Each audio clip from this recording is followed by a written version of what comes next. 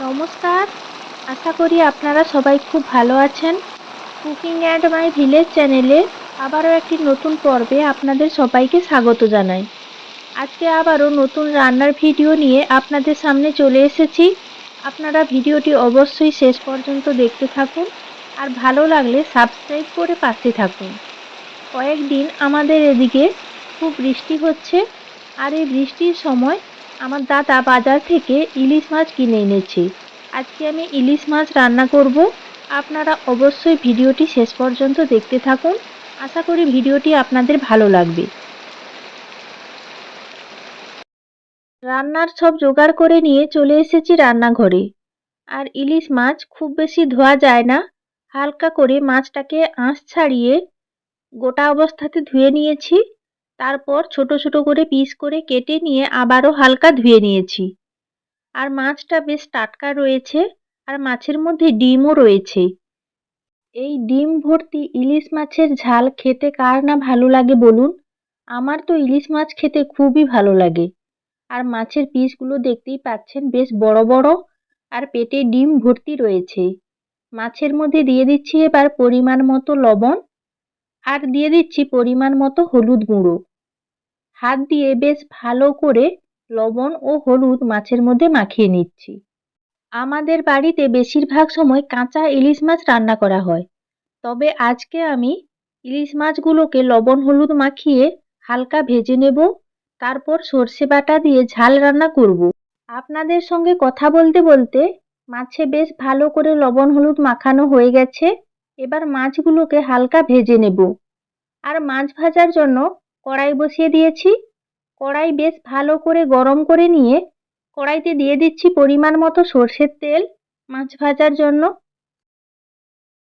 তেল গরম হয়ে গেছে। এবার লবণ হলুদ মাখানো ইলিশ মাছগুলো এক এক করে তেলের মধ্যে দিয়ে দিচ্ছি। আর আমি দু দফায় ইলিশ মাছগুলো ভাজবো। একবারে সব মাছগুলো দিয়ে দিলে মাছগুলো উল্টানোর সময় ভেঙে যেতে পারে, তাই আমি দুবার ইলিশ মাছগুলো ভাজবো। আর মাছগুলোকে একেবারে হালকাভাবে ভাজবো। মাছের একদিক হালকা ভাজা হয়ে গেছে। এবার ধীরে ধীরে মাছগুলোকে উল্টে দিচ্ছি। আপনারা বিভিন্নভাবে ইলিশ মাছ রান্না করে থাকেন, তবে এইভাবে হালকা ভেজে সর্ষে বাটা দিয়ে ইলিশ মাছের পাতলা ঝাল রান্না করলে খেতেও কিন্তু দুর্দান্ত লাগে। তাই আজকে আমি মাছগুলোকে হালকা ভেজে নিচ্ছি। আমরাও অনেক সময় কাঁচা মাছ রান্না করি, তবে আজকে এইভাবে ভেজে রান্না করছি। আর মাছগুলো হালকা ভাজা হয়ে গেছে। দুবার উল্টে পাল্টে দিয়েছি। এবার মাছগুলোকে তুলে নিচ্ছি। একইভাবে বাকি মাছগুলো দ্বিতীয় দফায় তেলের মধ্যে দিয়ে দিয়েছি। আর এই মাছগুলোকেও উল্টে পাল্টে হালকা ভেজে নেব। মাছগুলোর এক পিঠ হালকা ভাজা হলে তারপর আমি ধীরে ধীরে মাছগুলোকে উল্টে দিচ্ছি আগের মতোই।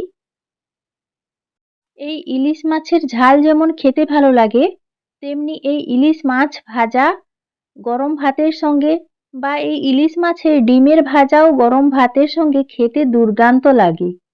আর আপনাদের সঙ্গে কথা বলতে বলতে মাছগুলোর একদিক ভাজা হয়ে গেছে, উল্টে দিলাম।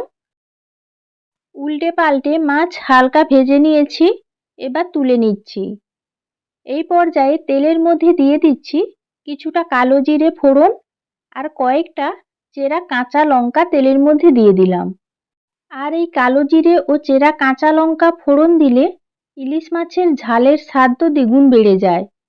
এই পর্যায়ে তেলের মধ্যে দিয়ে দিলাম পরিমাণ মতো লবণ আর দিয়ে দিলাম পরিমাণ মতো হলুদ গুঁড়ো। লবণ ও হলুদ গুঁড়ো দিয়ে বেশ ভালো করে নাড়াচাড়া করে মিশিয়ে নিলাম। আর এদিকে কালো সর্ষে ও সাদা সর্ষে একসঙ্গে মিশিয়ে বেশ ভালো করে বেটে নিয়েছি। তারপর জলে গুলে নিয়ে সর্ষের খোসাগুলোকে বেশ ভালো করে আমি ছেঁকে নিয়েছি। আর এদিকে ফোড়ন বেশ ভালো করে ভাজা হয়ে গেছে। এবার সর্ষে বাটাগুলা জল আমি কড়াইতে দিয়ে দিলাম। জল দেওয়ার পর হালকা নাড়াচাড়া করে দিচ্ছি।